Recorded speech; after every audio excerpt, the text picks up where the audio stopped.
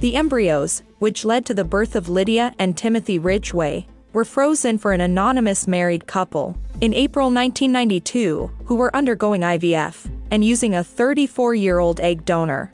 They sat in storage in liquid nitrogen at -128 degrees Celsius in liquid nitrogen in a fertility lab on the west coast of the U.S. until 2007, when the couple donated them to the National Embryo Donation Center in Knoxville, Tennessee.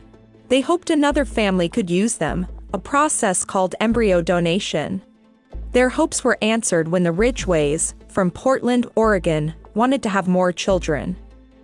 Mr. Ridgway said they deliberately chose the embryos with the earliest donor numbers. He said, "We weren't looking to get the embryos that have been frozen the longest in the world. We just wanted the ones that had been waiting the longest."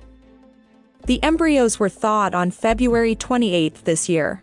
Of the 5 that were thawed, 2 were not viable and Mrs. Ridgway had the other 3 implanted into her in March, 29 years and 10 months after they were frozen. 2 of the transfers were successful and the children were born in October. The Ridgeways have 4 other children aged 8, 6, 3 and 1, none conceived via IVF or donors. Before the Ridgway twins, the previous record holder for oldest embryo was Molly Gibson, who was born in 2020 from an embryo frozen for 25 years.